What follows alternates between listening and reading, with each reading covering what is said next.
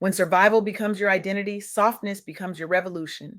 Welcome to the Soft Girl Era podcast, hosted by LeAnne Dolce, pronounced Dolce like sweet softness whispered in French. I recently had the profound honor of interviewing Carmen Henderson, a woman whose journey from childhood molestation through 10 years of domestic violence that cost her 5 children to a felony charge at 39, and now pursuing her BSN while advocating for domestic violence survivors, represents something this world desperately needs to witness. Carmen Henderson is not just surviving, she is dismantling the very narratives that keep women trapped in shame. And her voice is changing how we understand resilience, healing, and the audacity of choosing softness after surviving hell. Let me ask you something that might make you uncomfortable. When did we decide that staying meant weakness? When did we collectively agree that victims of domestic violence who didn't leave fast enough somehow failed? When did survival become something we judge instead of honor?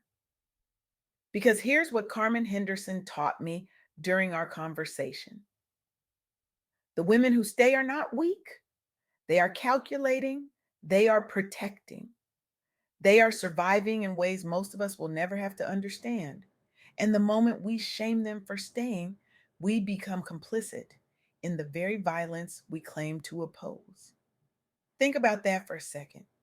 We live in a culture that loves a good redemption story, but only if it follows the script we've written. Leave immediately, press charges, never look back. But real life, real trauma, it doesn't follow anyone's script. It's messy, it's complicated. It's a woman weighing whether leaving will cost her custody of her children. It's a mother calculating whether her escape will trigger more violence. It's a human being trying to survive in a system that punishes her no matter what choice she makes. Carmen Henderson knows this intimately, and instead of hiding behind her pain, she's using it as a megaphone to shout truth into spaces that have been silent for far too long. During our interview, Carmen Henderson shared 3 transformative lessons that every Black professional, leader, and entrepreneur needs to hear. First, embrace therapy and self healing as non negotiable tools. This isn't just prayer, though prayer matters. This is prayer with works. This is the intentional rebuilding of confidence so you can lead boldly, love deeply, and live freely. Second, perseverance turns felony labels into advocacy platforms. Carmen's pursuit of her BSN while carrying a felony record shows us that trauma doesn't define our ending, it fuels our purpose.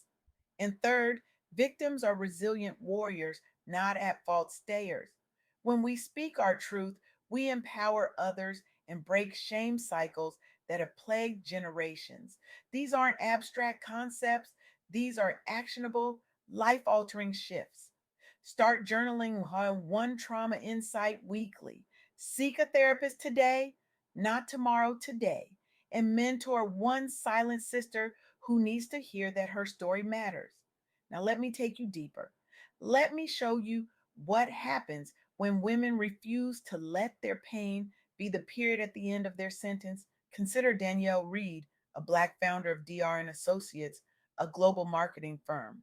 She overcame childhood trauma, domestic violence, adultery, and heartbreak while balancing motherhood and building a business in Memphis.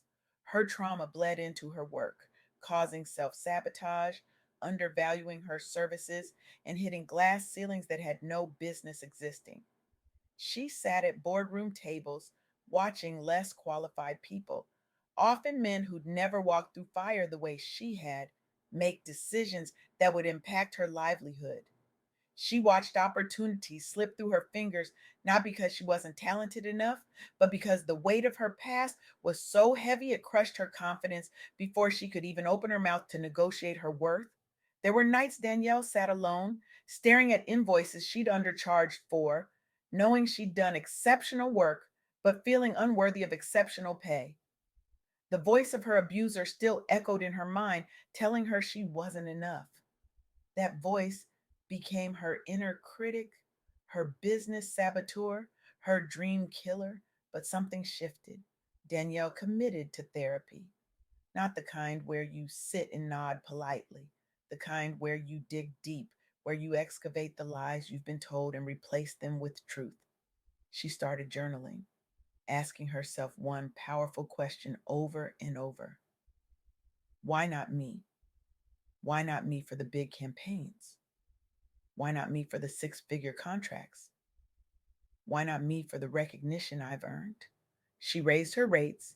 She sought one yes when the world kept saying no, and she leaned on faith, focus, and community support. The result? She rebuilt stronger. She led campaigns for Nissan, Coca Cola, the US Navy, and United Healthcare. She exploded from an overlooked hustler to a trailblazing strategist, securing multi-million dollar deals in a male dominated field. That's not just success, that's a triumphant roar against erasure. Danielle inspired Black women entrepreneurs to demand their worth, proving that Memphis grit scales globally and shifting industry narratives on trauma informed leadership. Then there's Tarana Burke, the Black activist and founder of the Me Too movement. She survived childhood molestation at age 7 and adult sexual trauma, becoming a voice for Black women silenced by abuse.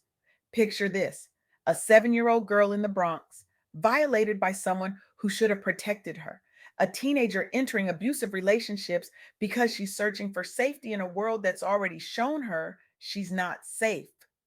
A young woman carrying shame so heavy it nearly suffocates her, believing somehow that what happened to her was her fault.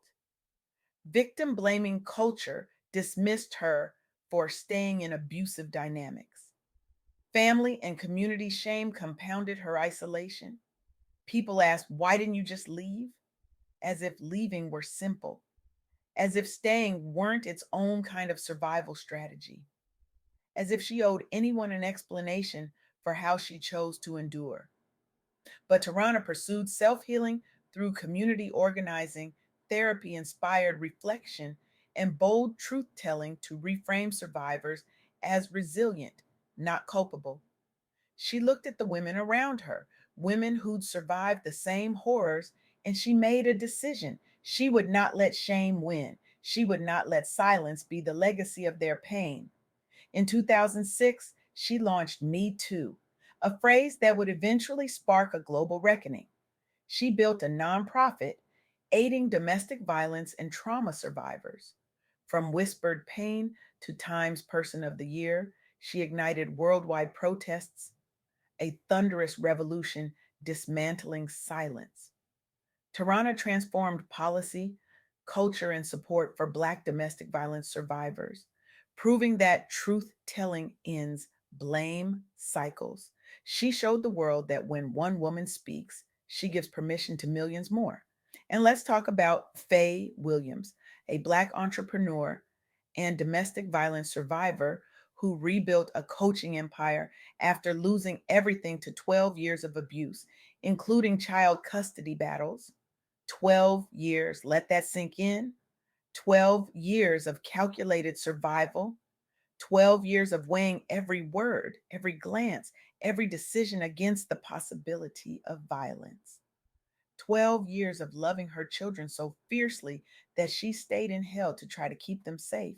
She was labeled a felon mom after an arrest during an escape attempt. Think about the cruelty of that. She tried to escape, and the system punished her for it.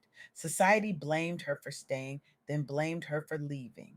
They stripped her of custody and stability, branding her with a scarlet letter that said she was unworthy, unfit, unredeemable. But Faye enrolled in nursing school amid her healing. While the world was writing her off, she was writing a new chapter. She used perseverance to build an advocacy platform.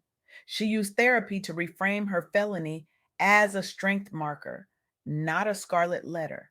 She fought for her children and won them back. She built a thriving business empowering over 1,000 survivors.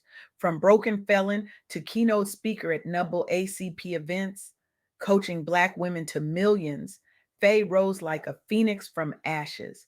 She influenced shelters to adopt trauma affirming policies, uplifting Black communities against victim shaming. Do you see the pattern here? Do you see what Carmen Henderson, Danielle Reed, Tarana Burke, in Faye Williams have in common? They refused to let society's shame script become their identity.